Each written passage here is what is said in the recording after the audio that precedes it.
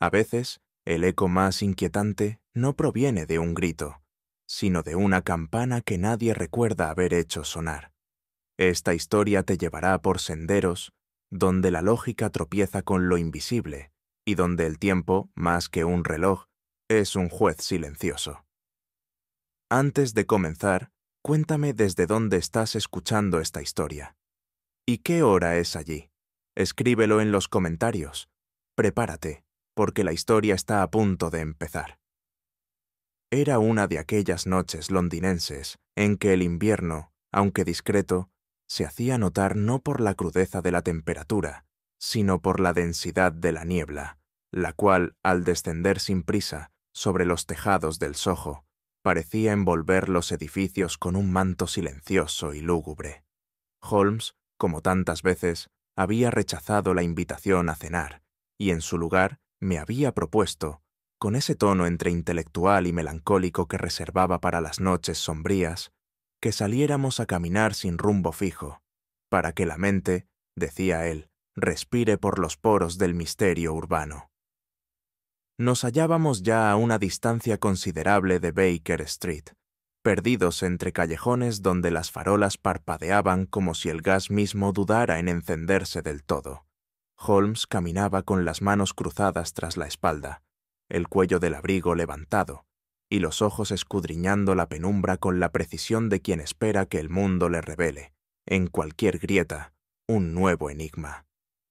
Por mi parte, marchaba unos pasos detrás, algo más pendiente de no tropezar con algún adoquín suelto que de la metafísica urbana que tanto deleitaba a mi amigo.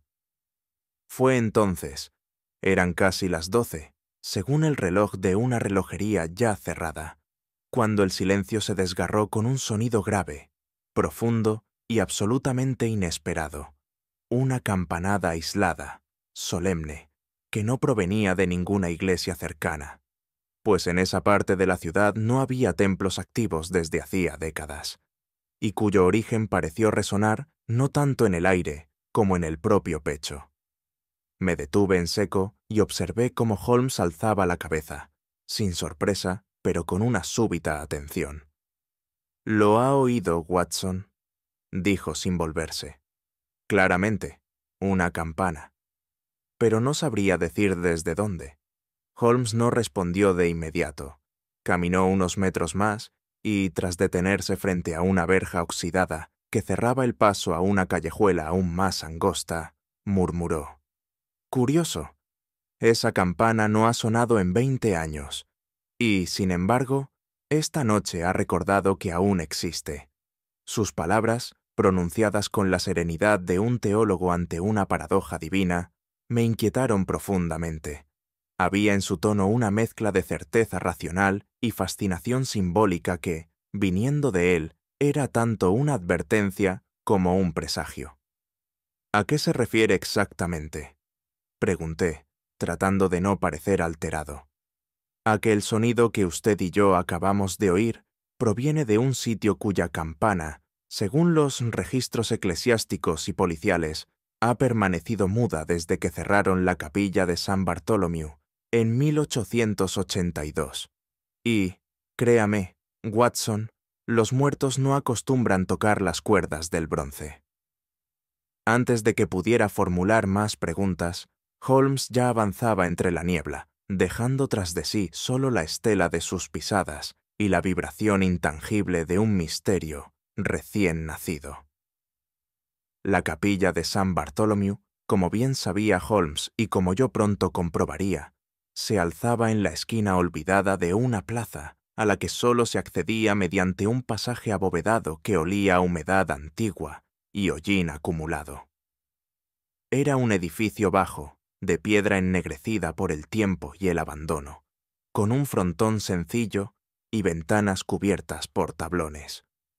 Fue consagrada en 1789, me explicó Holmes mientras examinábamos la verja corroída que sellaba el acceso, y clausurada oficialmente en 1882, tras una serie de incidentes que los documentos oficiales describen con inusual vaguedad. Inestabilidad estructural, escasa concurrencia y eventos desafortunados no especificados. ¿Qué clase de eventos? Holmes frunció el ceño apenas perceptiblemente. Rumores, susurros de confesiones extrañas, una muerte durante el sermón, desapariciones, todo lo que un archivo de la diócesis prefiere olvidar. Curiosamente, sin embargo, nadie desmontó la campana. Allí sigue, en esa torre, colgada como un símbolo o una advertencia. Nos quedamos en silencio. Yo contemplaba la torre, apenas visible entre los pliegues de la bruma, y sentí un escalofrío no del todo atribuible al frío. Algo en aquel lugar parecía resistirse al tiempo con una obstinación inexplicable. No era solo su estructura lo que desafiaba la decadencia, sino una suerte de presencia incorpórea que se adhería a las piedras mismas. Y, sin embargo, dije finalmente, ha sonado. Así es, asintió Holmes. A medianoche, sin cuerda ni manos humanas, como si hubiese respondido a algo más profundo que el paso del tiempo, a una deuda, tal vez, a una culpa. No quise añadir nada. Mi formación médica se rebelaba ante aquellas ideas, pero mi instinto, más antiguo y menos académico, no encontraba razones para contradecirlas. Holmes no parecía deseoso de forzar la entrada. En lugar de ello, me indicó que regresáramos a Baker Street. Mañana por la mañana, dijo en voz baja. Quizás el periódico nos diga por qué una campana muerta decidió hablar. Apenas cruzamos el umbral de Baker Street al amanecer, encontramos sobre la mesa del salón el ejemplar aún tibio de The Times, cuidadosamente colocado por la siempre puntual señora Hudson. Holmes lo abrió sin ceremonia, hojeó las primeras páginas y se detuvo en una columna pequeña, casi invisible entre anuncios de ópera y crónicas de sociedad. Tal como lo presentía, murmuró. Me acerqué y leí por encima de su hombro. Fallece en su estudio el historiador Sir Edwin Gresham, reconocido especialista en teología del siglo XVII y genealogías británicas. Se sospecha fallo cardíaco. No hubo signos de violencia ni robo. Holmes guardó silencio durante unos instantes. Luego se dirigió hacia su escritorio y extrajo de un cajón un cuaderno de tapas negras. Lo hojeó hasta encontrar una página marcada por una pequeña cinta roja. Sir Edwin, dijo, pensativo, hijo de un archidiácono, educado en Oxford, autor de Las herencias del clero reformado y, más interesante aún, residente desde hace años a escasos metros de Saint Bartholomew. Me senté frente a él. ¿Sugiere que su muerte está relacionada con lo que oímos anoche? Holmes levantó la vista, y en sus ojos brillaba una chispa serena y terrible. No lo sugiero, Watson, lo afirmo, porque Sir Edwin no solo vivía cerca de la capilla, fue también su último benefactor registrado, y según una carta que leí hace años en los archivos de la Royal Society, había dedicado su vejez a desenterrar los secretos de aquel lugar, secretos que, quizás, no querían ser desenterrados. Pero la causa ha sido un infarto, ¿no? Holmes tomó su pipa, encendió una cerilla y en voz casi inaudible dijo: a veces el corazón muere por lo que descubre, no por lo que sufre. Y con esa frase, mitad sentencia, mitad presagio, comenzó para nosotros uno de los casos más singulares que recuerdo haber compartido con mi incomparable amigo. Fue apenas al amanecer cuando retornamos a nuestro apartamento de Baker Street, aún con la impresión del tañido suspendida en nuestros pensamientos. La ciudad, en su despertar cotidiano, no parecía afectada por el suceso que a mí me resultaba ya inquietante, y a Holmes, evidentemente, fascinante. La señora Hudson, puntual como siempre, había dispuesto el desayuno en el salón y dejado sobre la mesa el ejemplar del Times, aún perfumado de tinta. Holmes tomó el periódico sin urgencia, con aquel gesto ritual que siempre me había parecido parte de su liturgia matutina. Lo hojeó con mirada aguda, hasta detenerse en una pequeña columna, ubicada con humildad entre los anuncios de sociedad y las noticias parlamentarias. Vi cómo su ceño, hasta entonces neutral, se fruncía apenas. Un instante después, colocó el diario frente a mí, señalando con el dedo la sección que había captado su atención. Fallece en su domicilio Sir Edwin Gresham, eminente historiador y erudito en genealogía eclesiástica. Su cuerpo fue hallado en su estudio por su ama de llaves a primeras horas del día. La policía considera que se trató de un fallo cardíaco. No se encontraron signos de robo o violencia. Sir Edwin Gresham, murmuré. Me suena su nombre. Como debería, respondió Holmes. Fue autor de Las reformas silenciosas del clero y la arquitectura espiritual del siglo XVII, obras que, aunque áridas para la mayoría, contienen observaciones particularmente valiosas sobre las parroquias olvidadas de Londres, entre ellas St. Bartholomew. Elevé la vista con un estremecimiento involuntario. Holmes paseaba lentamente por la habitación, las manos cruzadas tras la espalda, con una expresión que oscilaba entre la reflexión y la expectación.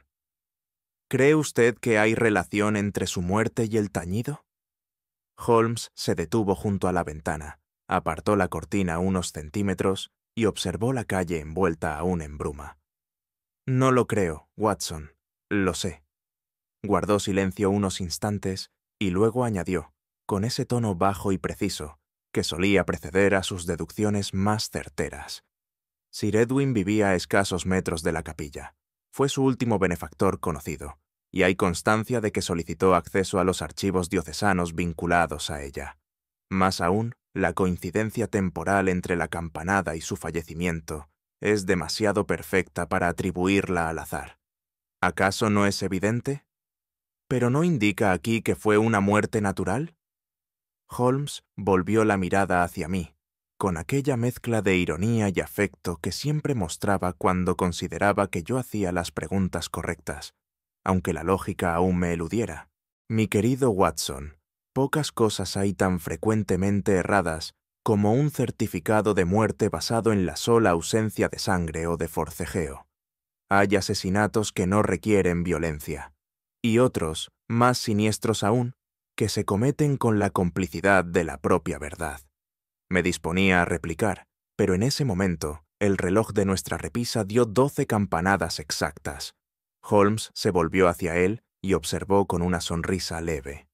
Mediodía, Watson. Exactamente 12 horas desde que aquella campana olvidada habló. Tal vez ha llegado el momento de formular la única pregunta que importa. Holmes se sentó junto al fuego, tomó su pipa, esa larga y recta de raíz oscura que reservaba para las horas más meditativas, y la encendió sin prisa. Yo permanecí de pie, observándolo con creciente inquietud. Su mirada, aunque fija en las llamas, parecía posarse en alguna región distante del pensamiento, como si trazara mentalmente un mapa cuyos contornos aún me eran invisibles. Watson, dijo finalmente, con voz suave. ¿Cuánto tiempo ha pasado desde que usted y yo comenzamos esta vida compartida, persiguiendo sombras y revelando verdades? Años, respondí, tomando asiento frente a él.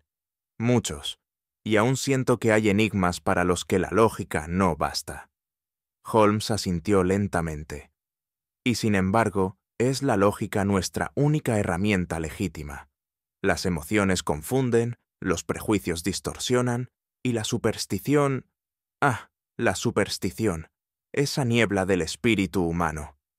¿Cree usted que lo ocurrido anoche puede explicarse racionalmente? Sus ojos se entrecerraron con un destello contenido. No solo puede, debe, porque si aceptamos que una campana clausurada sonó por obra de lo sobrenatural, entonces deberíamos cerrar nuestros cuadernos, apagar nuestras lámparas y ceder la razón a las sombras. Y yo, Watson, no he luchado tantos años contra el caos para entregarle la victoria sin pruebas. Se levantó con súbita energía y comenzó a asdar por la estancia. He aquí los hechos.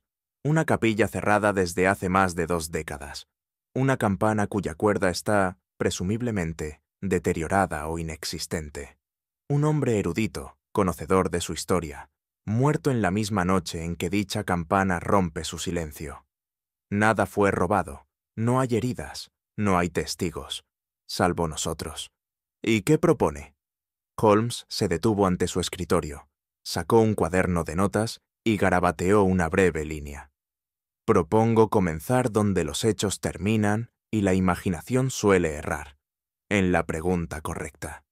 Se volvió hacia mí, su voz grave y medida. ¿Quién hizo sonar la campana de una iglesia sin vida, justo a la hora de un crimen invisible? En ese momento sentí un leve escalofrío. La formulación de la incógnita no era solo una deducción, era una invocación. Algo, o alguien, había querido que ese sonido se escuchase, no como aviso, sino como sentencia. Y si Holmes tenía razón, como solía tenerla, el caso apenas había comenzado. Aún no sabíamos cómo, pero lo que se había desatado a medianoche no era un eco del pasado, sino el anuncio de algo que exigía, inexorablemente, ser descubierto. Y sin darnos cuenta, ya caminábamos hacia el corazón de la sombra. Con sumo respeto al tono clásico, culto y narrativo propio del universo de Sherlock Holmes, a continuación presento la redacción íntegra y fluida de la sección 2, escrita en la voz refinada y analítica del doctor. Watson. La narración conserva el misterio creciente, el simbolismo velado y las reflexiones filosóficas que caracterizan a los mejores relatos de Conan Doyle. Cada subheading cumple con el número mínimo de palabras solicitado, sin cerrar completamente la acción, dejando siempre el misterio en expansión. La vivienda de Sir Edwin Gresham, situada en una de esas discretas hileras de casas georgianas, cercanas al antiguo barrio clerical de Lambeth, mostraba el desgaste propio de quien dedica más atención al pensamiento que a la fachada. Al ser recibidos por la ama de llaves, una dama enjuta de mirada vigilante, cuyo rostro reflejaba un sincero pesar, percibimos de inmediato que la atmósfera del hogar había sido alterada por algo más que la muerte. Era como si la casa, entera, hubiese entrado en un estado de suspensión, como si los libros y las paredes contuvieran aún una pregunta no pronunciada. Holmes no se detuvo a emitir condolencias innecesarias, ni interrogó a la servidumbre de forma inmediata. Le bastó un vistazo a los rostros, cansados, sorprendidos, pero no culpables, para juzgar que no encontraría allí lo que buscaba. Ascendimos en silencio a la planta alta, donde nos esperaba el estudio del difunto, aún intacto, sellado apenas por el respeto de quienes sabían que aquel recinto no era un simple aposento de lectura, sino el santuario de un pensamiento meticuloso y devoto. Confieso que, al cruzar el umbral, sentí la impresión de entrar en la mente misma del historiador. Era una habitación de techos altos, abarrotada de estanterías que parecían crecer desde el suelo hasta los cielos. El aire olía a pergamino, cuero viejo y tinta seca, y una leve capa de polvo, más espiritual que física, flotaba sobre los objetos como una pátina invisible de tiempo detenido. Holmes recorrió la estancia sin tocar nada aún. Sus ojos se posaban en las secciones altas, en los tomos dispuestos en ángulos extraños, en los espacios vacíos entre libros antiguos que sugerían ausencias significativas. Un lugar de orden excesivo, murmuró, más para sí que para mí. Y sin embargo, hay en él una disonancia. Me acerqué al escritorio, donde el cuerpo del erudito había sido hallado, según nos había indicado la ama de llaves. La silla estaba levemente desplazada, como si el hombre hubiese girado en un último intento de alzarse. Pero no había señales de lucha, ni papeles derramados, ni libros caídos. Todo seguía en su lugar, salvo, y esto Holmes lo advirtió con agudeza instantánea, una pluma sin tapón, con una gota de tinta aún fresca, detenida en su punto de caída sobre un papel sin inscribir. Murió en el acto de escribir, dije, conmovido por el detalle. Murió en el acto de interrumpir, corrigió Holmes. Lo que sea que pensaba consignar en este papel quedó suspendido, como si algo le hubiese paralizado el pensamiento antes que el corazón. Estas palabras, pronunciadas con la gravedad de un sacerdote que observa el altar profanado, marcaron el inicio de una observación más meticulosa. Holmes, tras unos minutos de exploración silenciosa, se dirigió al estante oriental y extrajo un volumen grueso de canto desgastado. «Aquí comienza, Watson», dijo con calma. «No en el cuerpo, sino en lo que este hombre buscaba cuando fue detenido». Y sin mayor anuncio, abrió el tomo con la delicadeza de quien aparta una losa funeraria. El volumen que Holmes había extraído no era un libro común, sino una especie de códice encuadernado artesanalmente, con páginas de vitela y escritura irregular, como si hubiese sido transcrito a mano por el propio Sir Edwin. Contenía extractos de sermones del siglo XVII, cartas de prelados olvidados, mapas genealógicos con anotaciones en tinta sepia y fragmentos de liturgias en latín, muchos de los cuales estaban subrayados con una línea simple y recta. «Un compendio personal», observó Holmes, «no para publicación, sino para desciframiento». Sir Edwin no era solo un estudioso, sino un perseguidor de significados ocultos. Pasó las páginas con extrema cautela, deteniéndose aquí y allá en los márgenes anotados. En uno de ellos, apenas legible a lápiz, aparecía una palabra subrayada 2 veces: retribución. «Interesante elección semántica», dijo en voz baja. «No justicia, no castigo, sino retribución. Implica deuda, implica espera, implica memoria». La mesa estaba cubierta de papeles organizados en grupos, muchos con fechas antiguas, otros con sellos eclesiásticos semicubiertos por recortes o marcas de revisión. Había, entre todo aquello, un patrón que escapaba a mis ojos, pero que para Holmes resultaba tan evidente como el perfil de un rostro grabado en una moneda. «Observe, Watson», dijo señalando 3 folios distribuidos en triángulo. «Este es un modelo de indagación no lineal. Gresham no buscaba una cronología, sino una convergencia, la superposición de hechos, lugares y nombres que apuntan todos a un mismo punto invisible. Es un método de pensamiento medieval, por cierto, encontrar la verdad por analogía simbólica. Confieso que me sentí abrumado por la densidad intelectual del lugar. Aquella habitación parecía no obedecer las leyes del tiempo. Los documentos eran testigos de voces extinguidas, y a la vez, por alguna razón que me resistía a comprender, estaban todos alineados hacia algo próximo, inminente, como si la historia hubiese estado convocando al propio Gresham hacia una revelación peligrosa. «¿Cree usted», me atreví a decir, «que estas investigaciones condujeron a su muerte?» Holmes respondió sin mirarme, con la mirada aún fija en los márgenes de un antiguo testamento redactado en castellano arcaico. «No lo creo, Watson. Lo temo». Y al pasar la página, surgió entre 2 hojas el objeto que cambiaría el curso de nuestra investigación. De entre las páginas se deslizó una hoja suelta, notablemente más reciente que el resto, con bordes rasgados, como si hubiese sido arrancada de otro cuaderno.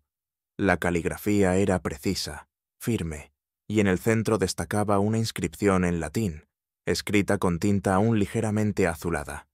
«Intertia ora canet campana, non promisa, sed pro memoria», traducido libremente.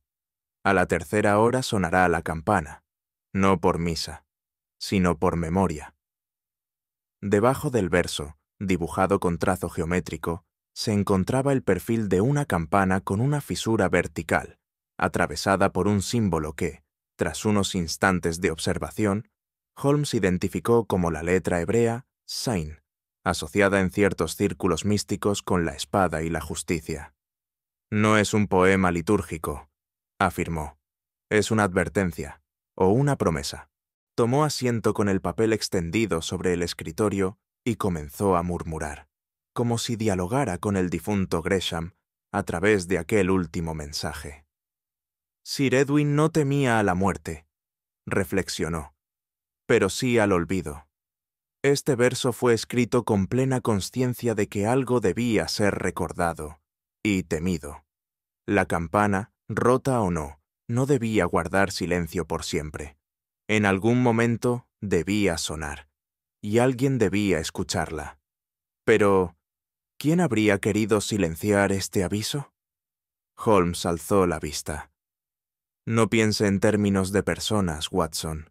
Piense en instituciones, en nombres que sobreviven siglos, en crímenes que la historia disuelve pero que la conciencia no absuelve. Su mirada se volvió más sombría. Lo que se escondía en St. Bartholomew era más que un secreto familiar. Era un símbolo. Y todo símbolo, cuando se oculta demasiado tiempo, termina por buscar una voz. Observé nuevamente el verso. La precisión con que había sido escrito, la elección del idioma, el dibujo meticuloso. Aquello no era improvisado. Era una llave, o quizás una cerradura. Y sentí, por primera vez en aquel caso, que no estábamos ante un crimen común. Lo que había comenzado con una campanada en la noche se convertía ahora en el eco de una justicia que no reconocía jueces ni calendarios. Holmes dobló el papel con sumo cuidado y lo guardó en el interior de su chaqueta. «Vamos, Watson», dijo con un tono que no admitía réplica. «Lo que aún resuena exige respuesta». Me encontraba aún examinando los documentos sobre la mesa, abstraído por la riqueza y complejidad de lo que había recogido el fallecido historiador, cuando noté que Holmes se había apartado hacia el rincón más oscuro del estudio. Observaba, con aire de meticuloso sacerdote examinando un altar, el espacio donde el cuerpo de Sir Edwin había sido hallado según las declaraciones de su ama de llaves. No había manchas, ni signos de violencia, ni desplazamiento del mobiliario. Todo estaba en su sitio. Tal pulcritud me parecía, en su momento, una muestra de muerte natural, un infarto silencioso, un colapso repentino del corazón tras años de tensión intelectual. Pero Holmes, en cambio, miraba con una concentración diferente. No buscaba el caos, buscaba la armonía donde no debía haberla. «Observe esto, Watson», dijo, con voz baja, sin apartar la vista de la alfombra bajo el escritorio. «El polvo. ¿Qué sucede con él? Está intacto, ni una sola marca del zapato del fallecido. Y sin embargo, si él cayó desde esta silla, debió dejar huella de su impulso al caer, o al menos, haber desplazado alguna mota». Me agaché a observar. Era cierto, el polvo formaba una capa uniforme, sin interrupciones ni surcos visibles. «¿Sugiere usted que el cuerpo fue movido?» Holmes asintió, con un gesto lento. «Sugiero que el cuerpo fue colocado, o más exactamente, devuelto a su sitio. Tal vez incluso antes de que lo hallaran, como si la muerte hubiese sido diseñada para parecer inevitable y silenciosa. Pero el crimen verdadero no deja manchas, sino simetrías». Paseó la mirada por los objetos cercanos al escritorio. Una taza de porcelana sin contenido ni marcas visibles, un pañuelo doblado con exagerado esmero y un tintero lleno hasta la mitad. Cada elemento parecía cuidadosamente dispuesto para no decir nada, y sin embargo, en conjunto, gritaban algo innegable. Allí había una puesta en escena, un intento de simular una vida interrumpida en paz. «Una mente ordenada», dije al fin, «puede dejar tras de sí un espacio igualmente ordenado». Holmes negó con la cabeza, y su expresión se volvió más sombría. «Una mente ordenada no deja frases a medio escribir, ni tinta fresca sin propósito. Esto no es la huella de un hombre que murió. Es la escenografía de una muerte que quiso parecer natural». Me estremecí. Aquel estudio, que había considerado un refugio intelectual, comenzaba ahora a mostrarme otra cara, la de una trampa elegante, trazada con la precisión de un teólogo que mata con símbolos.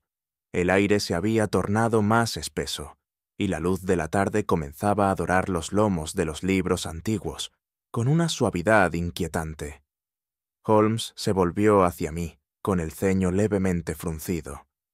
«No estamos», dijo, En una biblioteca. Estamos en una construcción narrativa. Cada objeto ha sido dispuesto para contarnos una historia, pero no la historia de Gresham, sino la de su asesino. Y en ese momento creí entender lo que Holmes ya sabía, que no investigábamos un cadáver, sino una voluntad. La tarde declinaba cuando Holmes encendió la lámpara sobre el escritorio del difunto. La luz reveló matices antes ocultos. La finísima grieta en una copa de cristal olvidada, la leve presión sobre el lomo de un libro, aparentemente nunca abierto, el doblez reciente en una esquina de papel antiguo. Eran marcas que solo una mirada como la suya podía leer como texto. ¿Ve usted esto, Watson?, preguntó sin alzar la voz. Esta no es la biblioteca de un muerto, sino la trampa de un asesino oculto. Me quedé inmóvil. Aquella frase, pronunciada con naturalidad, tenía el peso de una acusación formal y el filo de una revelación. Me atreví a preguntar: ¿qué clase de criminal dejaría atrás una escena tan limpia, tan pulida, casi bella? Uno que desprecia lo evidente, respondió Holmes. Uno que no teme ser descubierto por lo vulgar, sino por lo que está oculto entre los signos. Aquí, la belleza es su camuflaje, y el silencio, su coartada. Pasó un dedo por el canto de un libro titulado Siloge Epistolarum Anglicanarum, deteniéndose al encontrar una hoja insertada con torpeza. «Mire», dijo mostrándomela. Esta carta ha sido colocada como si hubiese caído al azar entre las páginas, pero contiene una cita subrayada que alude, sin ambigüedad, a la campana de la traición. Demasiado conveniente para no ser intención. Guardó silencio un instante y luego añadió: el asesino no solo mató, quiso dejar un mensaje, uno que solo alguien capaz de leer en varios lenguajes, el histórico, el simbólico, el espacial, podría entender. Esa clase de criminal no actúa por impulso, sino por necesidad moral. Y esa, mi querido Watson, es la más peligrosa de las motivaciones. Intenté formular una objeción, pero él se adelantó con tono grave. Porque quien actúa desde la venganza cree tener la razón, y quien cree tener la razón, rara vez, se detiene ante la justicia. La lámpara proyectaba su sombra sobre la pared cubierta de libros, y por un momento tuve la impresión de que la silueta de Holmes se fundía con las de aquellos volúmenes antiguos, como si él mismo formara ya parte del enigma que investigaba. «Nos queda aún mucho por descifrar», dijo al fin. «Pero una cosa es clara: la muerte de Sir Edwin fue diseñada con precisión teológica, y donde hay teología, hay pecado. Y donde hay pecado, hay castigo que aún no ha terminado. Y en ese instante comprendí que el crimen que nos ocupaba no era un acto aislado, sino el eco de algo más profundo, más antiguo y más oscuro de lo que podíamos anticipar». En la mañana siguiente, Holmes solicitó con su habitual economía de palabras que le acompañase al Archivo Diocesano de Londres. Allí, entre anaqueles de madera carcomida y documentos cubiertos por una fina capa de polvo eclesiástico, comenzó a desenterrar con avidez las actas olvidadas de la capilla de Saint Bartholomew. Su búsqueda no era desordenada, sino afilada por un propósito que aún no me había revelado del todo. Todo símbolo arraiga en un hecho, Watson, me dijo en voz baja mientras revisaba un legajo fechado en 1666. Y las leyendas más tenaces no nacen del humo, sino del fuego.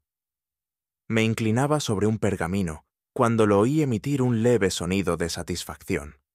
Había encontrado lo que buscaba: un registro oficial de ejecución fechado en julio del año del gran incendio de Londres. Se trataba de un sacerdote, el reverendo Josiah Wren, acusado de herejía, conspiración y traición contra la corona. El documento era escueto, pero mencionaba un detalle intrigante. Su ejecución se había realizado in situ, en el atrio de Santo Bartholomew, tras una confesión considerada inadmisible para el fuero civil. «¿Qué significa esto?», pregunté, frunciendo el ceño. Que fue condenado por algo que no podía ser dicho en voz alta, respondió Holmes, y que su muerte fue, en más de un sentido, un sacrificio ritual. Observe la fecha, Watson, 1666, año de fuego, muerte y reformas, pero también de silencios impuestos. Cerró el documento con cuidado reverencial y prosiguió. Desde entonces, la capilla quedó marcada, no por los registros, sino por la memoria oral. Sospecho que la campana no fue retirada porque no pudieron hacerlo. Algo en la conciencia colectiva se resistió a apagarla por completo. Y eso, mi querido amigo, siempre merece atención. Así comenzó a formarse en su mente la hipótesis que yo, por entonces, aún me resistía a aceptar, que el sonido que habíamos oído era el eco retardado de un crimen más antiguo que cualquier motivación reciente. Al caer la tarde, Holmes me condujo por un recorrido que no figuraba en los mapas, sino en la geografía de las supersticiones. El entorno de Saint Bartholomew, calles estrechas, muros agrietados, casas encaramadas unas sobre otras, albergaba a una población envejecida, desconfiada y marcada por una forma de memoria más profunda que la escrita, la tradición oral. Holmes no preguntaba directamente, observaba. Detenía su paso ante ciertas ventanas, saludaba a ancianas de manos temblorosas y les ofrecía comentarios triviales sobre el clima o los gatos callejeros. Luego, como por accidente, dejaba caer una alusión a la capilla, a la campana o al difunto historiador. Y entonces, como si se abriese una compuerta invisible, las respuestas emergían. No claras, no completas, pero sí sugestivas. «Dicen que suena», murmuró una mujer de rostro enjuto y mirada vidriosa. «Cuando alguien muere sin perdón, no por lo que hizo, sino por lo que supo». Otro, un anciano con la voz gastada por el tabaco, comentó sin que se lo preguntáramos. Cuando el señor Edwin empezó a ir por ahí con papeles viejos y preguntas nuevas, las palomas dejaron de anidar en la torre, como si algo supiera que él estaba hurgando donde no debía. Aquellos comentarios, en apariencia inconexos, encendieron en Holmes un interés casi reverencial. Tomaba nota mental de cada giro verbal, de cada silencio incómodo, de cada desviación abrupta de tema. A su modo, estaba trazando un mapa del miedo. «¿Cree usted en fantasmas, Holmes?», le pregunté con escepticismo una vez que nos alejamos. «En fantasmas no, Watson, pero sí en los hechos que nunca se explicaron y que por ello mismo sobreviven en la conciencia colectiva con el nombre de espectros». La noche nos envolvía cuando agregó: «Este barrio no teme a la muerte, sino al recuerdo. Y si la campana sonó, fue porque algo o alguien quiso ser recordado». De regreso en Baker Street, Holmes pasó horas revisando árboles genealógicos y registros de propiedad asociados a la familia Gresham. Su interés no se dirigía a los títulos, ni a las herencias, sino a las omisiones, esos nombres borrados, esas líneas interrumpidas sin explicación, esas generaciones que desaparecían de los archivos sin dejar rastro. «Observe aquí», me dijo, señalando un viejo manuscrito. «Sir Edwin desciende, por vía materna, de un tal Ephraim Wren. ¿Le suena el apellido? ¿El mismo que el sacerdote ejecutado?» «Precisamente». Tomó aire, como quien se dispone a pronunciar una tesis arriesgada. La familia Gresham arrastraba una sombra que ellos mismos habían intentado disimular, y Edwin, por alguna razón, decidió desenterrarla. Me incliné sobre los documentos. Allí estaban: certificados bautismales que omitían la iglesia, partidas de nacimiento fechadas el mismo día en que se declaró un incendio en un convento cercano. Nada directo, pero sí elocuente en su acumulación. «Es posible», continuó Holmes, «que Edwin no solo investigara la historia de San Bartholomew, sino la suya propia, y que, al descubrir que uno de sus antepasados fue ejecutado por motivos nunca del todo revelados, sintiera el deber o la tentación de esclarecer lo que la Iglesia, y quizás la propia sangre, le exigían olvidar. Me sobrecogió pensar que un crimen del siglo XVII pudiera influir aún, como un veneno lento, en los actos de hombres modernos. Pero Holmes parecía convencido. No hay crimen sin causa, Watson, y no hay símbolo sin origen. La campana sonó porque alguien cruzó una línea prohibida. Edwin buscó la verdad con herramientas del presente, pero perturbó una herida que no cicatrizó. Se levantó del escritorio y dijo con voz grave: «Y ahora alguien ha hecho sonar la sentencia que estaba escrita hace más de 2 siglos, no con violencia, sino con memoria».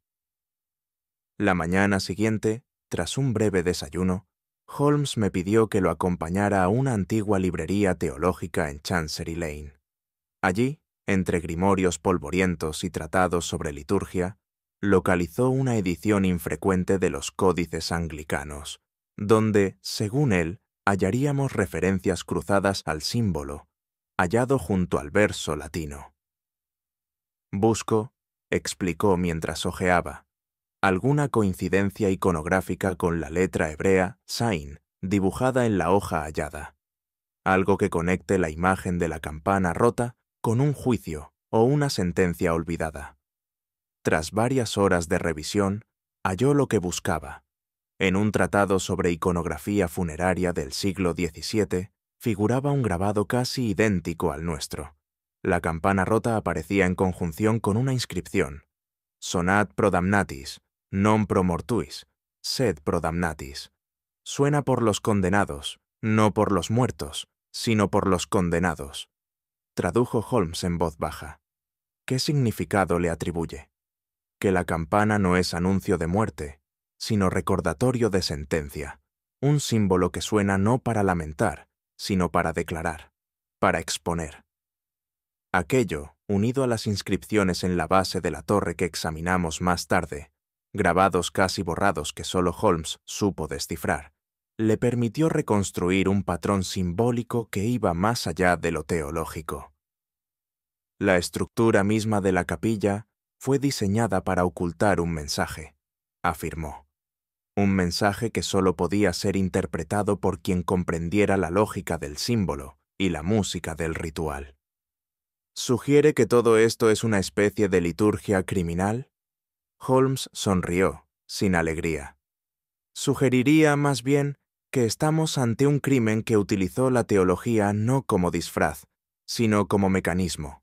Porque para ciertas mentes, Watson, la única forma de castigar es a través del significado, y lo que habíamos considerado simple superstición comenzaba a perfilarse como un lenguaje oculto que alguien había decidido hablar nuevamente.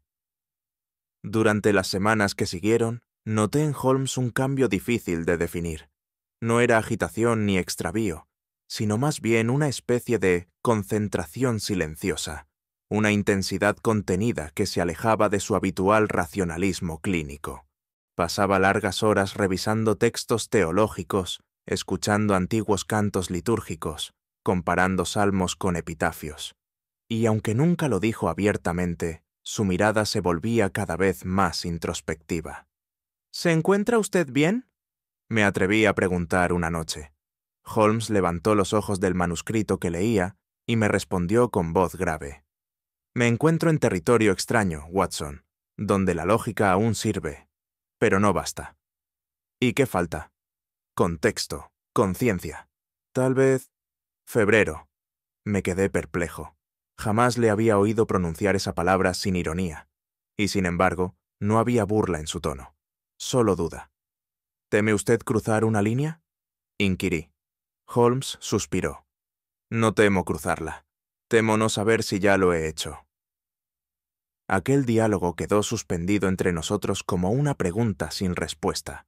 Yo, formado en la medicina y el escepticismo, me resistía a creer que mi amigo pudiera ser arrastrado por las brumas de lo inexplicable, pero a la vez comprendía que un misterio tan arraigado en símbolos, nombres olvidados y rituales sin confesión podía resquebrajar incluso la lógica más robusta. Esa noche, cuando le vi dormido en su sillón, con el libro aún abierto sobre su pecho, sentí, por primera vez, que Holmes no luchaba contra un asesino, sino contra algo más profundo, contra una verdad que no se mide por pruebas, sino por resonancias, y comprendí que, quizás, la batalla entre razón y misticismo no se libra entre hombres, sino dentro de ellos.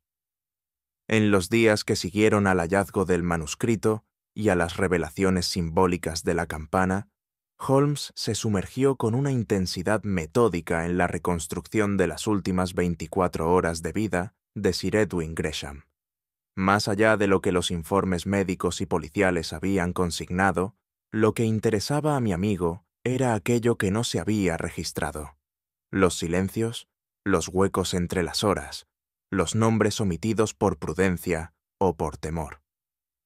A través de entrevistas discretas con la servidumbre, correspondencia privada y registros cruzados de visitas anotadas en portones vecinales, Holmes trazó, con la paciencia de un calígrafo antiguo, la silueta de una noche densamente poblada. Contra lo que afirmaba el ama de llaves, quien aseguraba que Sir Edwin había pasado la velada completamente solo, Holmes descubrió que 3 hombres habían cruzado el umbral de su estudio entre el anochecer y la hora en que el corazón del historiador se detuvo. 3 presencias, dijo, mientras me mostraba un croquis temporal sobre la mesa del desayuno. No simultáneas, sino sucesivas, una conversación interrumpida por otra, 3 fragmentos de noche insertados como piezas que no encajan, y sin embargo, vinculadas. ¿Quiénes eran? Un anticuario de reputación controvertida, un sacerdote retirado del servicio activo, y un exmarino que sirvió en la India, cada uno con pasado respetable y cada uno con una conexión subterránea con la parroquia clausurada. ¿Fueron registrados en alguna parte? Por supuesto que no, respondió con media sonrisa. Las visitas importantes, Watson, rara vez se anotan cuando lo que llevan no es una cortesía, sino una deuda. Lo observé en silencio mientras anotaba en su cuaderno 3 iniciales que no quiso revelarme aún. Comprendí que la partida se movía ya en otro tablero, y que Holmes, más que buscar culpables, empezaba a desentrañar lo que él mismo llamó la arquitectura invisible de una noche memorable. El primero de los visitantes, según los datos obtenidos por Holmes, fue un tal señor Archibald Fenchurch, anticuario de renombre modesto, pero con una clientela notable en ciertos círculos privados del norte de Londres.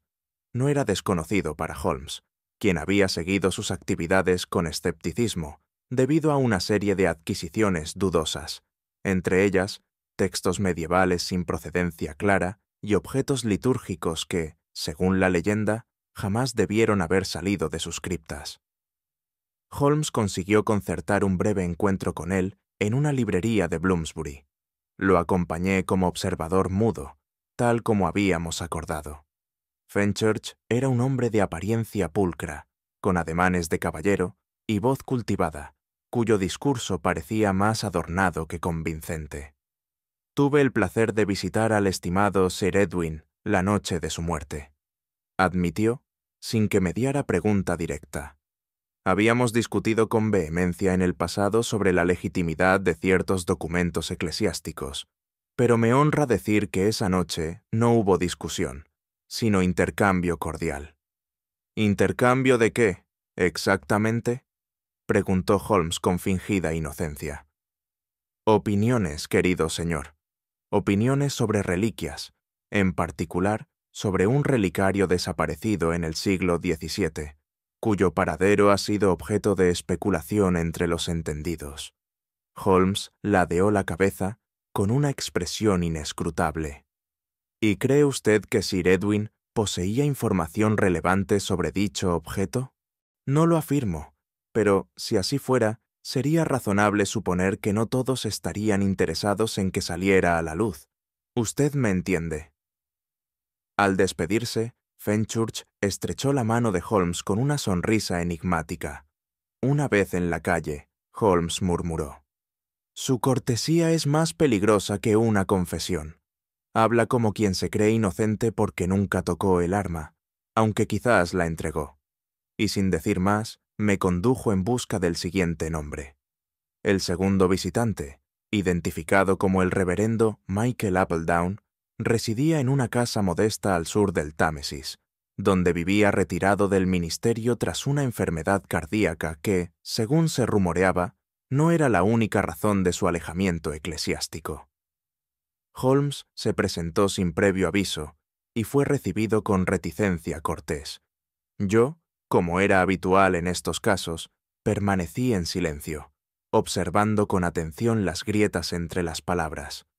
Appledown tenía el rostro cóncavo de los hombres que han pasado más tiempo en la contemplación que en la acción. Sus ojos eran claros, pero evitaban el contacto directo. Cuando Holmes mencionó el nombre de Sir Edwin, su expresión cambió levemente. Una sombra cruzó su semblante, como si un recuerdo antiguo se hubiese colado entre sus pensamientos recientes. Visité al doctor Gresham, reconoció.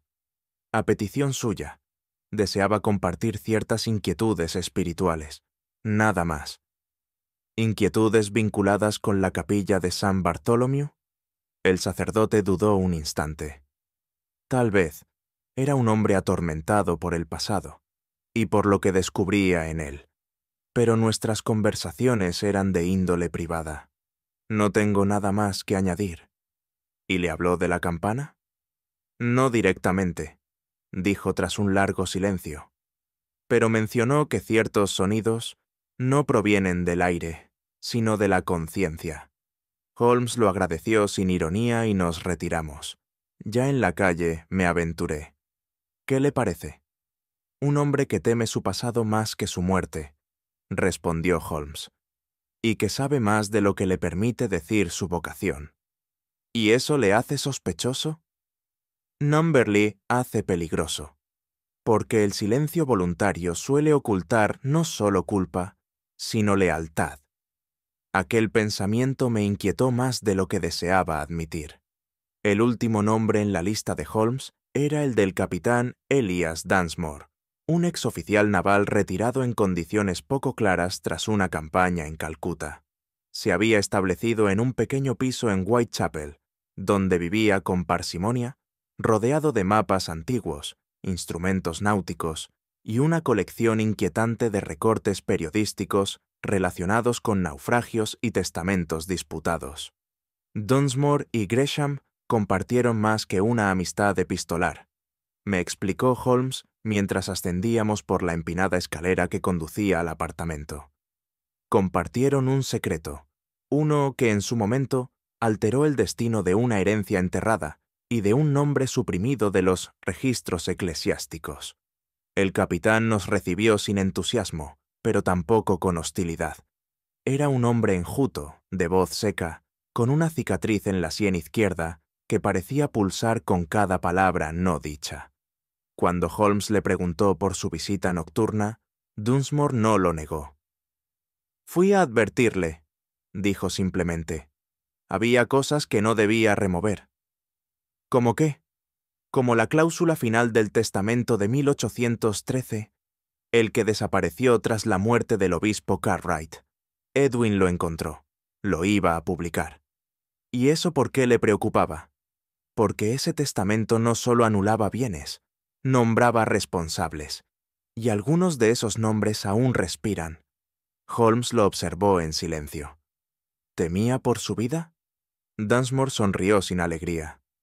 No, señor Holmes, ya no, pero algunos fantasmas son más rencorosos que los vivos. Mientras descendíamos, Holmes comentó: «Ese hombre no miente, pero calla lo esencial. Lo hace no por cobardía, sino porque aún tiene algo que perder». ¿Qué? Tal vez su nombre, tal vez su redención. Y así quedaba perfilado el trío de visitantes.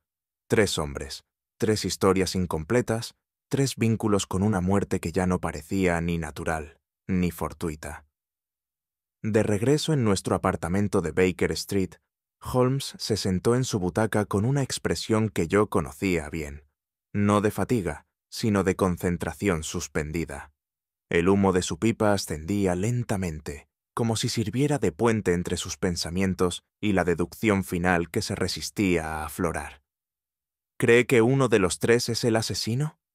Pregunté con cautela. No exactamente, respondió, pero creo que uno de los tres no es quien dice ser. Aquella afirmación, pronunciada con serenidad, me tomó por sorpresa. ¿Se refiere a un impostor? Más que eso, corrigió. A una identidad construida. Alguien ha adoptado una máscara verosímil, ha rehecho su pasado con fragmentos reales y ha tejido una presencia tan pulida que parece inofensiva. Pero hay incoherencias, cronologías que no encajan, testimonios que se contradicen con registros externos. El asesino no necesita ocultarse si ha aprendido a no existir. Permanecí en silencio. La idea me pareció al mismo tiempo brillante y profundamente perturbadora. Holmes se levantó, caminó hacia la ventana y contempló la noche. Una de estas figuras ha vivido los últimos años no como un hombre, sino como una clave, una forma que solo se revela cuando se activa la combinación correcta de hechos. Y esa combinación ha sido activada por la muerte de Gresham. ¿Y cuál es su siguiente paso? Observar cómo reaccionan. Porque el culpable, si mi hipótesis es correcta, no ha terminado su obra. Y cuando el pasado se disfraza de presente, siempre intenta hablar de nuevo. Y así quedó abierto el camino hacia lo que sería, sin duda, una confrontación con algo más que un asesino, con una memoria encarnada, dispuesta a continuar el juicio que una campana había anunciado en plena medianoche. Fue hacia el mediodía del cuarto día cuando Holmes, con una expresión de serena resolución, me comunicó su intención de volver a la capilla. No para interrogar a sus sombras, dijo con ironía contenida, sino para examinar su cuerpo, su arquitectura, su mecánica y, en especial, su campanario. La estructura, aunque visiblemente deteriorada, aún conservaba una dignidad fantasmal. Holmes inspeccionó la torre con detenimiento, deteniéndose primero en los contrafuertes inferiores, después en la escalera helicoidal que conducía a la cámara de la campana. Yo le seguía con dificultad, aunque con creciente curiosidad. No era mi costumbre trepar a campanarios desvencijados, pero algo en la intensidad de Holmes me impedía dudar. «Observe», dijo al llegar al último peldaño, señalando la viga de la que colgaba la campana. «¿Qué ve? La cuerda, o lo que queda de ella». «Exacto. Cortada. No desgastada ni suelta, sino cortada intencionadamente, y a una altura que impide cualquier manipulación manual desde abajo». Me incliné y, efectivamente, la cuerda presentaba un borde áspero, oscuro, y tan reseco por el tiempo que parecía una reliquia de guerra más que un instrumento litúrgico. «¿Cuánto tiempo lleva así?», pregunté. Holmes había anticipado la pregunta. Del bolsillo de su abrigo extrajo un sobre pequeño que contenía un fragmento de la cuerda, que había recogido días antes sin decirme nada. Lo comparó con el trozo aún colgante y asintió. Según la oxidación de las fibras vegetales, diría que lleva al menos 2 décadas inservible. Nadie ha tocado esta cuerda desde los días en que San Bartholomew cerró sus puertas. Entonces, ¿cómo es posible que sonara? Holmes se volvió hacia mí, con una de esas miradas que no solo interrogan al mundo, sino a la razón misma. Esa, mi querido Watson, es la pregunta que justifica toda esta investigación. La campana sonó. Y no fue por voluntad divina. La idea de una campana que suena sin cuerda, sin contacto humano, comenzaba a adquirir, en mi mente, una textura casi onírica. Pero en la de Holmes era un problema mecánico aún sin resolver. Lo sabía por su silencio, ese silencio que solo se permitía cuando la lógica aún no había completado su círculo. Descendimos de la torre con lentitud, y en el trayecto de vuelta a Baker Street noté en Holmes una concentración inusualmente contenida. Como si la cuerda rota no le hubiese traído certeza, sino una incógnita aún más profunda. Yo, por mi parte, comenzaba a experimentar el vértigo intelectual que me asaltaba cada vez que el mundo se apartaba de lo esperable. «Holmes», dije con voz más baja de lo que pretendía, si nadie podía accionar la campana, ¿cómo explicar lo que ambos oímos? Mi amigo se detuvo en seco. Alzó la vista al cielo encapotado de Londres, como si tratara de leer en él algo más que nubes. La explicación existe, Watson. No hay sonido sin causa. La física no admite milagros. Pero los asesinos, en cambio, los imitan con perversa maestría. ¿Cree entonces que el sonido fue provocado artificialmente? Lo creo, no, lo infiero. Y con ello se vuelve más inquietante, no menos. Porque alguien no solo quiso matar a Sir Edwin, quiso hacerlo de forma simbólica. Quiso que la campana, muda por décadas, hablara en su nombre, como si el crimen necesitase un rito. Estas palabras me provocaron un escalofrío, no por lo que insinuaban, sino por la seriedad con la que Holmes las pronunciaba. Había en su voz una gravedad que solo reservaba para los crímenes que consideraba obras de pensamiento, más que actos de impulso. ¿Y si el sonido fue una alucinación? Aventuré. Holmes negó sin vacilación. ¿Alucinación colectiva, con tiempo sincronizado y resonancia estructural? Improbable. Usted y yo oímos la misma frecuencia, en la misma dirección, con una vibración metálica que aún se registraba en los cristales. No fue subjetivo, fue real, y esa realidad nos fue impuesta. ¿Con qué fin? Holmes no respondió de inmediato. Caminó unos pasos más y luego dijo: con el fin de que supiéramos que algo había comenzado, o tal vez que algo había sido completado. No pude evitar pensar, en ese momento, que la campana no había sonado para alertarnos del crimen, sino para rubricarlo, como si en vez de una señal hubiese sido una firma. 3 días después, Holmes me despertó antes del alba con una invitación escueta pero inequívoca. «Ven conmigo, vamos a escuchar el tiempo». No pregunté más. Ya conocía ese tono, seco, casi ritual, reservado para los momentos en que Holmes intuía que estaba a punto de ver la arquitectura del crimen con la claridad de un plano trazado. Regresamos a St. Bartholomew en una hora en que la ciudad aún no había empezado a respirar.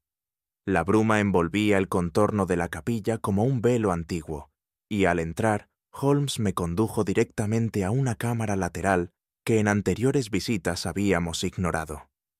«¿Sabías?», dijo mientras encendía una linterna de aceite, «que esta capilla poseía, en el siglo XIX, un reloj litúrgico independiente del campanario? No para marcar la hora civil, sino las horas canónicas». Lo que encontramos tras una puerta oculta en el muro oriental fue, en efecto, un mecanismo oxidado pero imponente. Un reloj de péndulo, con engranajes de latón, resortes que aún ofrecían resistencia, y una esfera sin números, marcada únicamente por símbolos arcanos. «Este no es un reloj común», dijo Holmes con voz reverente. «Es un instrumento simbólico. Cada ciclo no marca minutos, sino actos. Y aquí», añadió señalando un compartimento inferior, «es donde el asesino hizo su obra». Dentro del compartimento yacía un pequeño martillo metálico unido a un resorte aún activo. El dispositivo, claramente adaptado recientemente, estaba alineado con un tubo que conducía directamente a la cámara de la campana. «Aquí tienes el milagro, Watson», declaró Holmes. La campana sonó porque alguien construyó un eco. Observé aquel mecanismo y comprendí que no estábamos ante un simple truco acústico. Era algo más perverso, una construcción que imitaba el paso del tiempo para encubrir un crimen con la apariencia de destino. «Esto no es un reloj», susurré. Holmes asintió. «Es una sentencia con calendario», y aunque no dijo más, su silencio confirmó lo que ambos ya sabíamos, que el sonido que nos despertó no venía del cielo, sino del ingenio de un hombre que conocía los secretos del tiempo y sabía cómo manipularlo. De regreso en Baker Street, Holmes desplegó sus notas con la meticulosidad de un matemático reconstruyendo un teorema. Durante horas comparó la hora exacta de la muerte de Sir Edwin, según estimaciones médicas, con el funcionamiento del dispositivo que había hallado en la torre. «Observe, Watson», me dijo señalando sus cálculos. El mecanismo estaba programado para liberar el martillo exactamente a las 12 de la noche, y no al azar. Fue calibrado manualmente para que, al llegar esa hora, el golpe sonara con la intensidad suficiente como para producir un eco real en la campana, sin necesidad de tocarla. ¿Y qué relación guarda eso con la muerte de Gresham? Holmes me miró con gravedad. Que murió a esa misma hora, y por tanto, el sonido no fue posterior, sino simultáneo. No anunció su muerte, la acompañó. Fue parte del crimen. Me sentí estremecer. La idea de una muerte sincronizada con un tañido ancestral, planificada al milímetro para resonar no solo en el oído, sino en la conciencia de quienes la presenciaban, me pareció de una teatralidad sombría. ¿Sugiere entonces que el asesino sabía exactamente cuándo moriría Gresham?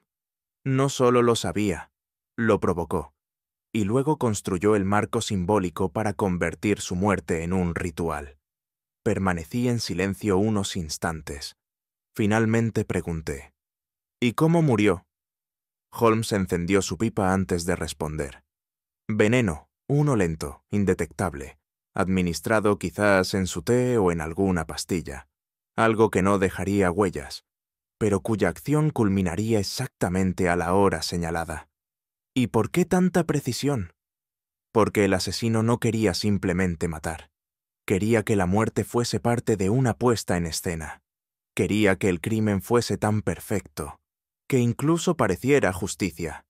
Y en ese instante comprendí que no estábamos persiguiendo a un asesino, sino a un dramaturgo del tiempo. No se trata solo de habilidad, dijo Holmes al día siguiente mientras observaba la ciudad desde nuestra ventana. El hombre que hizo esto no es simplemente un mecánico o un veneno oculto. Es alguien que entiende la psique colectiva, los símbolos que sobreviven al lenguaje, los sonidos que transforman los hechos en destinos. ¿Un criminal o un sacerdote?, pregunté con voz baja. Ambos, quizás. O algo más. Un intérprete. Alguien que supo leer en los silencios de Gresham y que decidió responder con un veredicto que ni la justicia ni la policía podían pronunciar. Me quedé pensativo. Entonces, ¿qué buscamos? Buscamos a alguien que no deja huellas, sino signos, que no mata por odio, sino por convicción. Alguien que domina no solo las manos, sino los relojes, y sobre todo, alguien que sabía que en St. Bartholomew la campana podía sonar no por la fuerza, sino por la culpa, y con ello la verdad se aproximaba, no como un rayo, sino como el tic incesante de un mecanismo oculto, esperando su próxima medianoche. Era una noche fría, sin brisa y sin luna, como si el cielo mismo hubiese sellado sus párpados para no asistir al acto que Holmes había decidido convocar. Me comunicó su propósito al caer la tarde, con una parquedad que no admitía réplica. Deseaba citar al sospechoso a la misma capilla de San Bartholomew, no como una teatralidad, sino, según sus propias palabras, porque algunos juicios deben celebrarse en el lugar donde fueron preparados, aunque jamás reconocidos. El mensaje enviado era conciso, una invitación cortés a una conversación privada, firmada con el sello de un investigador cuya reputación bastaba para despertar en cualquier mente culpable el reflejo de la inquietud. Acompañé a Holmes con una mezcla de aprensión y obediencia. Sabía que, en su pensamiento, el espacio físico poseía una dimensión simbólica. El lugar donde algo comenzó, me había dicho una vez, suele ser también el más adecuado para observar cómo termina. La nave principal de la capilla, despojada de ornamentos, aguardaba en penumbra, con el eco lejano de las campanas ausentes, resonando en sus muros silenciosos. Holmes caminaba con las manos cruzadas detrás de la espalda, como si esperase a un alumno tardío en una clase olvidada por el tiempo. No tardó en llegar la figura convocada. El hombre que hasta entonces se había presentado bajo un nombre sólido, con un pasado irreprochable y una presencia discreta.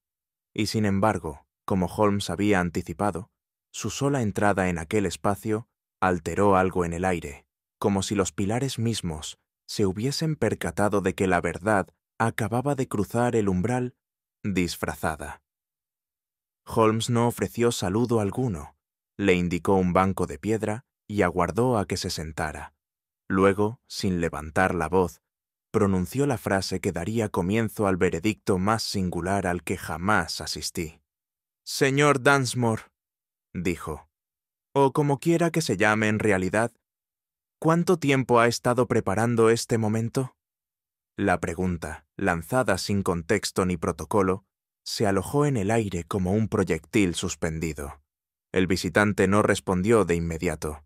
Miró a Holmes, luego a mí, y por último al altar vacío. Y solo entonces, tras un silencio espeso, musitó. Toda mi vida. Nunca antes había presenciado un interrogatorio tan desprovisto de estridencia, y sin embargo tan implacable. Holmes no alzó la voz, no exhibió pruebas, no apeló a testigos.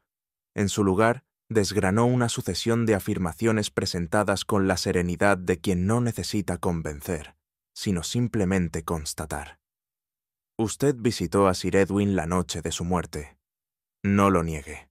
Los registros vecinales y la conversación con la sirvienta confirman que alguien con su complexión y andares fue visto entrar pasada la hora 10. El aludido no negó. Usted habló con él no para advertirle, sino para asegurarse de que el veneno que le había administrado en días anteriores culminara su obra con puntualidad. Tampoco hubo réplica. Sabía que el corazón de Sir Edwin, ya frágil por naturaleza, no resistiría la presión inducida por el alcaloide contenido en las cápsulas que le entregó, bajo el pretexto de un calmante indio para la concentración. Aquí, por primera vez, el visitante parpadeó. Y, sobre todo, añadió Holmes con voz aún más grave, sabía que la campana sonaría, porque usted mismo había modificado el mecanismo del reloj litúrgico. Lo hizo semanas antes, disfrazado de restaurador. Un privilegio que le otorgó el propio Edwin, sin saber que entregaba las llaves de su tiempo al ejecutor. El hombre, hasta entonces impasible, se irguió lentamente. «No niego nada», dijo con voz firme. «Pero no lo hice por maldad, lo hice por memoria. Edwin desenterró nombres que mi linaje había logrado sepultar. Reveló actos que mis antepasados jamás confesaron, y cuya carga, sin embargo, heredé como una sentencia. No podía permitir que la historia me asesinara con palabras». Y así decidió responder con silencio.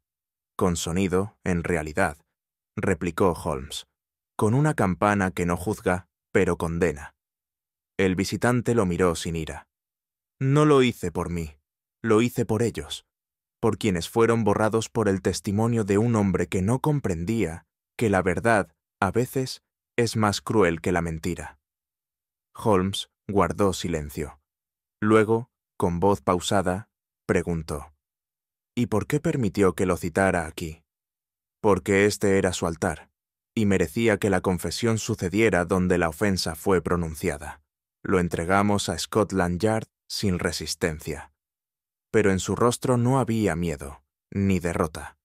Había algo más desconcertante: la convicción de haber ejecutado una justicia que la ley jamás habría reconocido.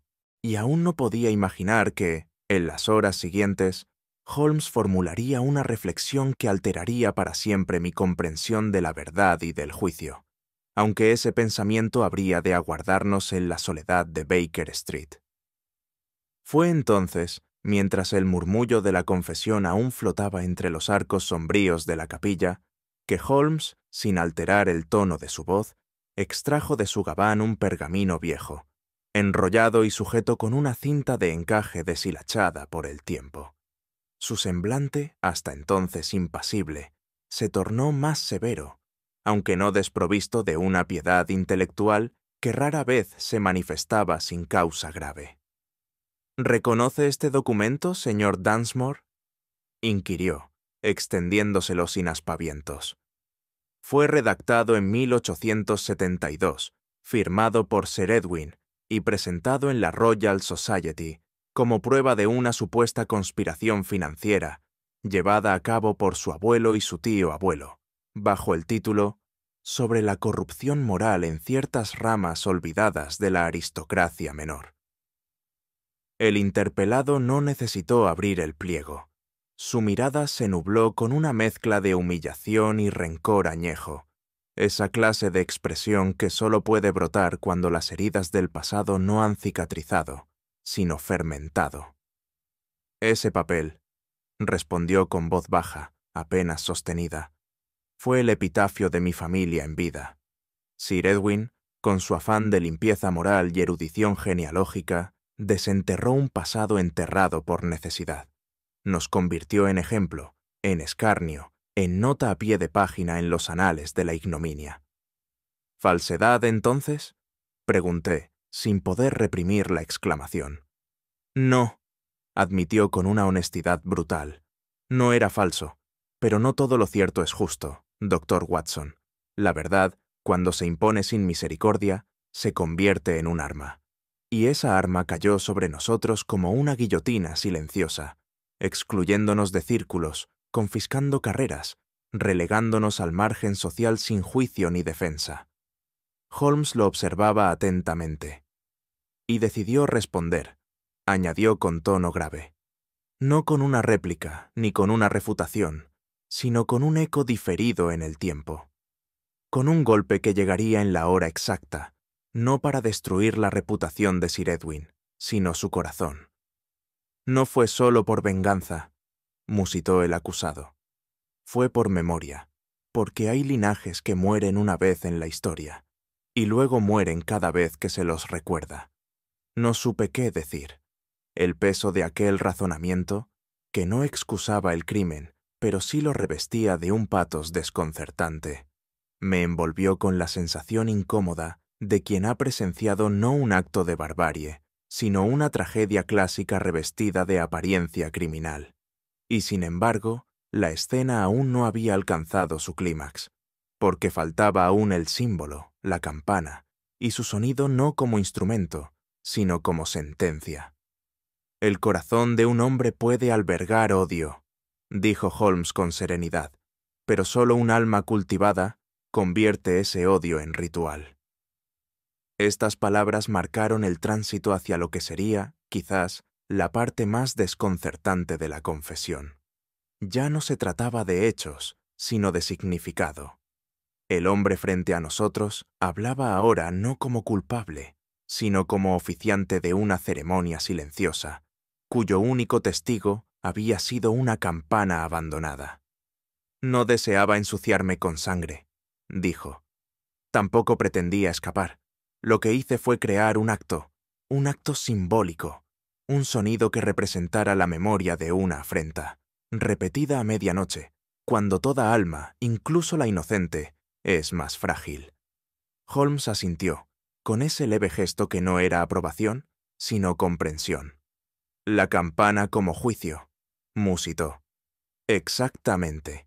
No deseaba que el mundo lo supiera, sino que él lo sintiera, que en la hora más solitaria oyera un sonido que no pertenecía al presente, que supiera, sin sombra de duda, que el pasado llama a quien lo invocó con arrogancia. El reloj adulterado, el martillo oculto, la sincronía perfecta. Todo había sido dispuesto no para burlar la justicia, sino para reproducirla en otro plano, uno más íntimo, más devastador. Y cuando murió, añadió con tono sereno, la campana sonó como en una misa privada, sin sacerdotes, sin feligreses, sin perdón, solo un sonido, una vibración, y el eco de algo que no había sido redimido. El silencio posterior fue total. Incluso Holmes, tan afín a desmontar explicaciones poéticas con su bisturí de lógica, permaneció mudo.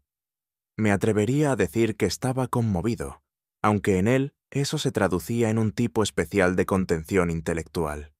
La pausa del espíritu ante un acto cuya racionalidad no bastaba para juzgar, y aún quedaba por responder la pregunta que me quemaba por dentro.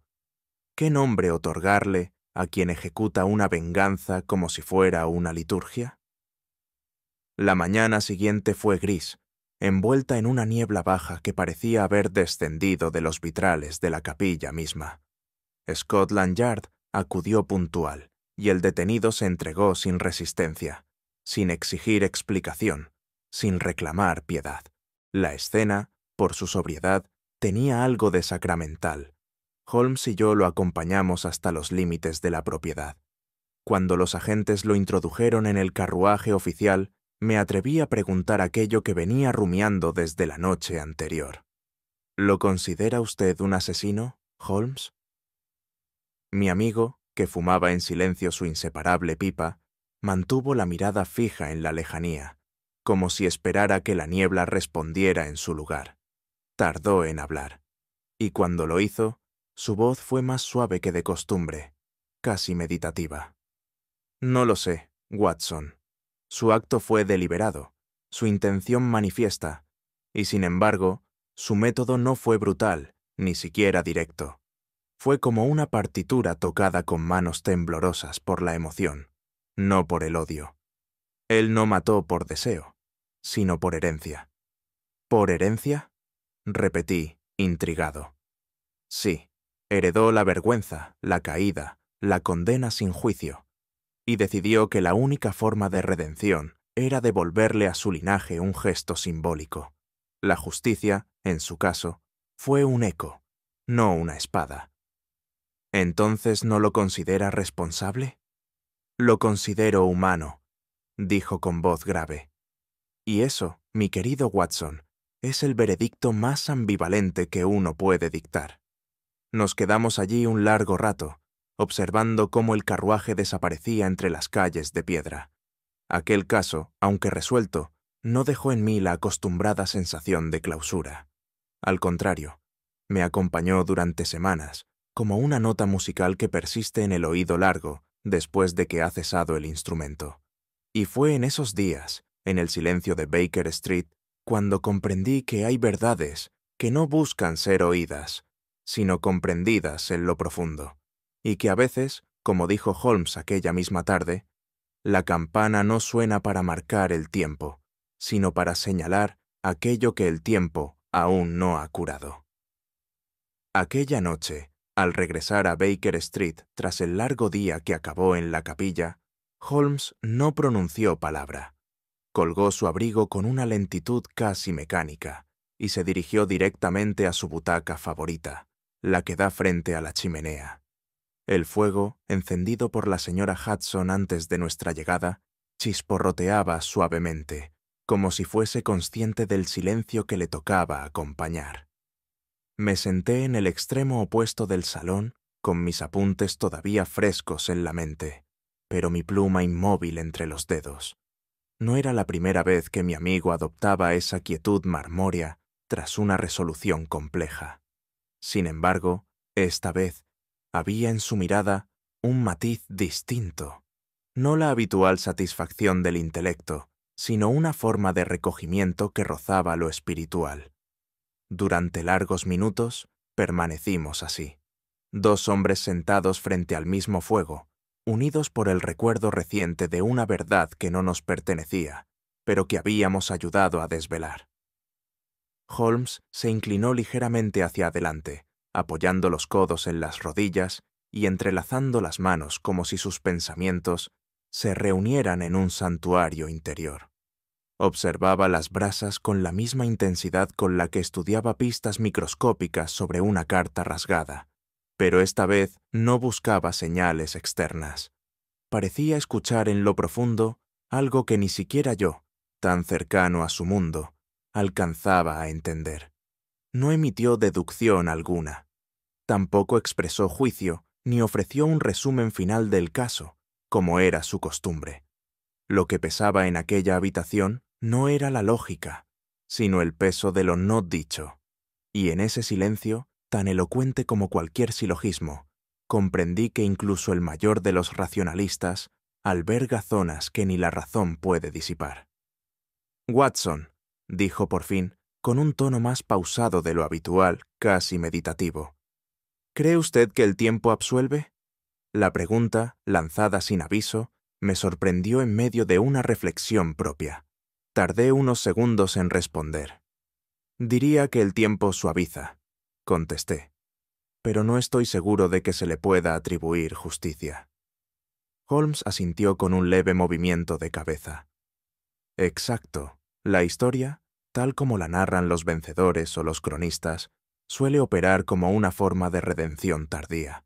Pero hay algo que ni el tiempo logra exorcizar: la culpa que sobrevive, incluso cuando los culpables ya no existen. Guardó un instante de silencio antes de continuar. Lo que presenciamos hoy no fue únicamente una confesión.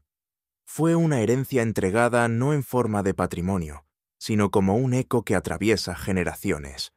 El sonido de la campana no era una simple señal horaria, era el recordatorio de una afrenta, repetido hasta que alguien lo escuchara con el alma descubierta. Sus palabras no eran retóricas. Hablaba con una seriedad serena, como si aquello que no se puede probar en una sala de juicio sí pudiera medirse en la balanza interna del espíritu. Me temo, añadió, que la lógica, por más precisa que sea, no puede resolver los casos que el corazón no ha cerrado. Yo lo observaba en silencio. Esa noche, Holmes no era el artífice de una deducción brillante, sino el testigo involuntario de una verdad que rebasaba su capacidad analítica. Y al comprenderlo, sentí que el verdadero desenlace del caso no había tenido lugar en la capilla, sino en este diálogo frente al fuego. Mientras Holmes proseguía su contemplación silenciosa, abrí mi cuaderno y dejé que la pluma se posara sobre la primera línea vacía. Sin embargo, durante largos minutos no fui capaz de escribir. La secuencia de los hechos estaba clara, y sin embargo, algo en mí resistía la tentación de encerrarlos en palabras definitivas. ¿Qué había sido, en esencia, aquel caso? ¿Un crimen motivado por venganza? ¿Una ceremonia simbólica ejecutada por una conciencia atormentada? ¿O acaso una advertencia más de que la verdad, cuando se libera sin compasión, puede herir con más precisión que cualquier arma? Pensé entonces en los límites entre la ciencia, esa noble y exacta labor a la que Holmes consagraba su genio, y las sombras que habitan en el terreno de lo intangible, la memoria, la culpa, la necesidad humana de significados. Holmes siempre había insistido en que los hechos deben bastar, y, sin embargo, esa noche no había pronunciado ni una sola vez la palabra hecho. Hablaba de símbolos, de resonancia, de ecos, conceptos más propios de la poesía que de la lógica. Miré su perfil, perfilado por el brillo rojo de las brasas, y me pregunté si incluso en su interior, alguna vez, las fronteras entre la razón y la emoción se desdibujaban. La ciencia explica, pensé, pero la vida, a veces, necesita ser interpretada. Y con esa idea, que me pareció más cercana a la religión que a la medicina, comprendí que algunas historias no deben resolverse como enigmas, sino contemplarse como advertencias. Finalmente, avancé la pluma sobre el papel, no para describir una secuencia lógica, ni para reconstruir los pasos que nos llevaron a la resolución del caso, sino para dar testimonio de una emoción que aún no lograba nombrar. Holmes seguía inmóvil, como si en su interior aún resonara aquella campana invisible, esa que había sido alterada para sonar en el momento exacto de una muerte.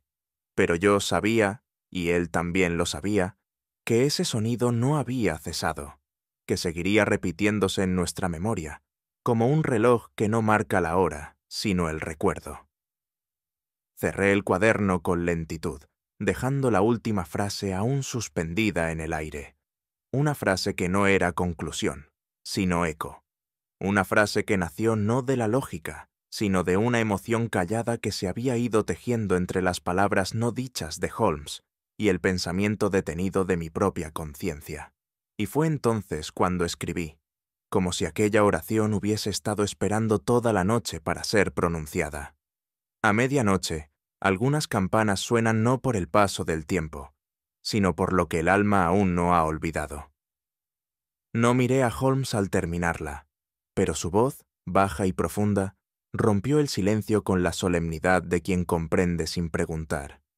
Una observación poética, Watson, tal vez demasiado poética para ser útil, pero justamente por eso, verdadera. Y no añadió más. El fuego siguió crepitando. La noche envolvía Londres como una niebla piadosa, y yo, en silencio, comprendí que no todas las verdades se escriben para esclarecer. Algunas se escriben simplemente para no ser olvidadas. A veces, los ecos del pasado no desaparecen, simplemente aprenden a sonar con otra voz. ¿Y tú confiarías en el silencio si supieras que alguien lo ha construido a propósito? Cuéntamelo en los comentarios. Me encantará leerte. Si te ha gustado esta historia, deja tu like, compártela con alguien curioso. Y no olvides suscribirte para más enigmas.